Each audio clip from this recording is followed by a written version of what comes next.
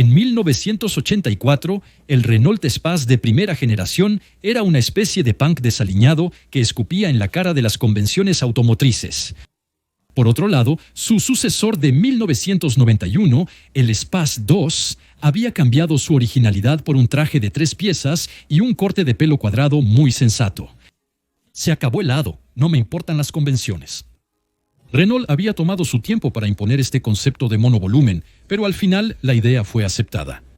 Desde 1987, los ingenieros ya trabajaban en lo que vendría después. Y con el Espace 2, Renault demostró que tenía fe en su creación, hasta el punto de ponerle un 5.6 bajo el capó e incluso un motor de Fórmula 1. Así que hoy volvemos a la historia de un monovolumen, definitivamente no como los demás.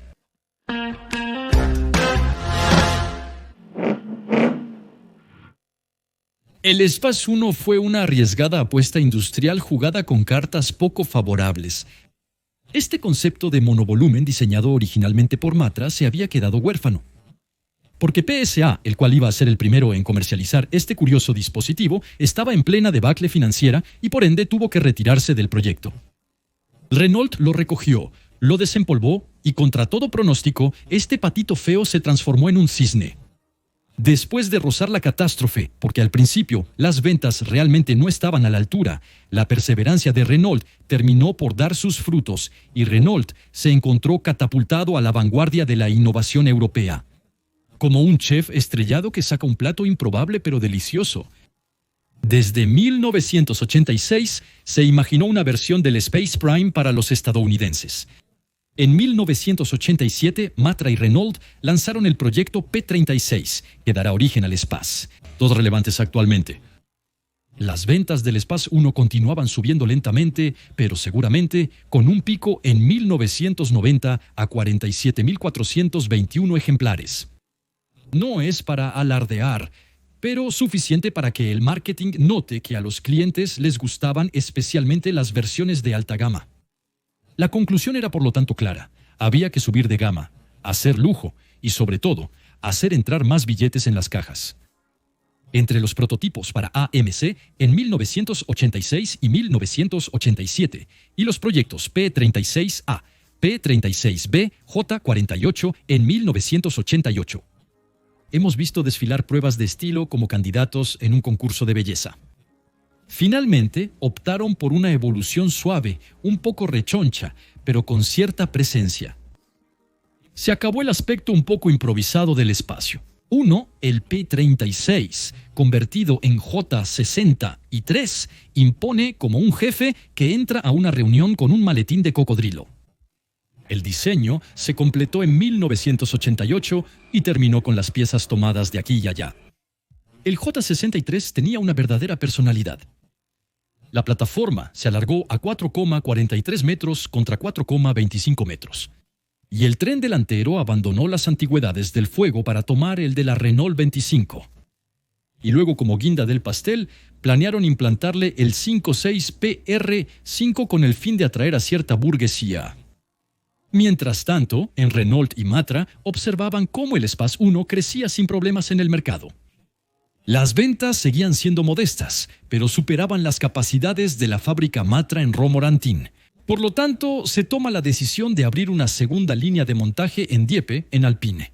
Para el J63 Renault tenía aún mayores ambiciones y hacer malabares entre dos sitios no era lo más fácil. Entonces decidieron construir una nueva fábrica en Romorantin, el centro Romo. 18.792 metros cuadrados de concreto y ambición en 100.000 metros cuadrados de terreno, financiado en gran parte por Matra. Un palacio industrial para un monovolumen que mantenía su carrocería de composite, que se fabricaba justo al lado, en 1990, mientras el J63 entraba en fase. De industrialización, Matra quiso jugar a los aventureros.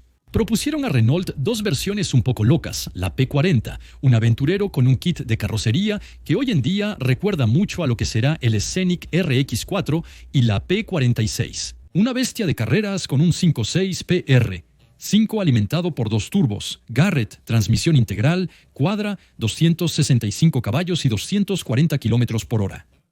Un monovolumen capaz de superar a un Porsche mientras se rasca la panza. con su kit de carrocería discreto pero musculoso. Era el tipo de coche que un agente secreto conduciría para recoger a sus hijos en la escuela.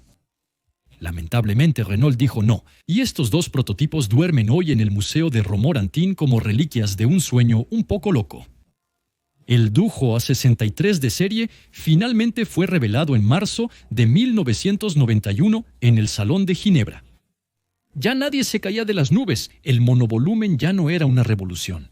Era simplemente una evidencia, pero todos estaban de acuerdo en que estaba muy bien terminado. El bricolaje del antiguo J63 era más largo, más imponente y mantenía su haz bajo la manga, un piso plano y una modularidad que haría palidecer a una navaja suiza.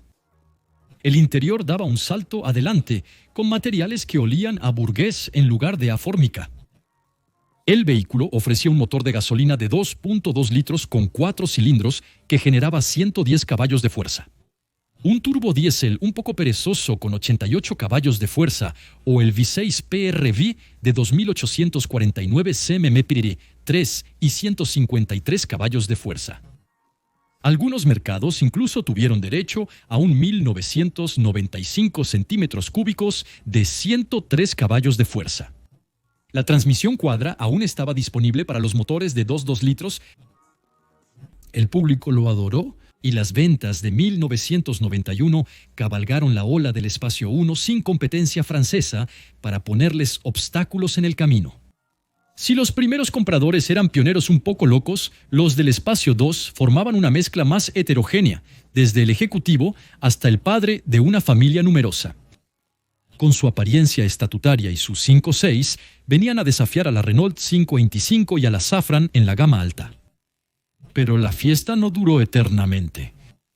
PSA finalmente reaccionó y desplegó sus Peugeot 806 y Citroën Evasion en 1994, seguido por Ford, Volkswagen y Seat con su Galaxy, Charan y Alhambra en 1995.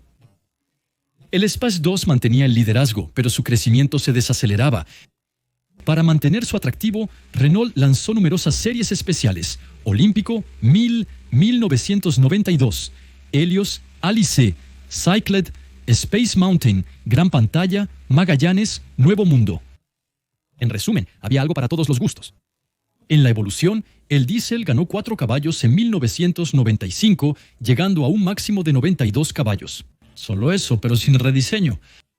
Con el Scenic, que apareció en 1996, Renault tuvo que reposicionar el Espace 3 más alto para evitar pisarse los pies. Y luego, evidentemente, para el 10º aniversario del espacio, Renault Matra y Renault Sport tuvieron una idea completamente loca. El espacio ha terminado.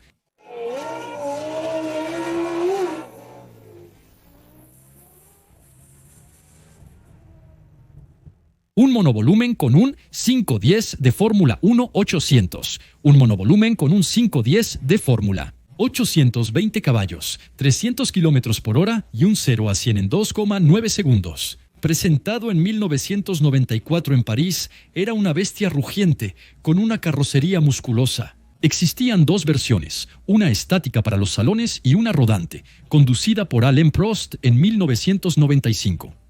Pero sin duda hablaremos de ello en otro video, porque bien merece un video por sí solo. Entonces, por supuesto, no dudes en suscribirte.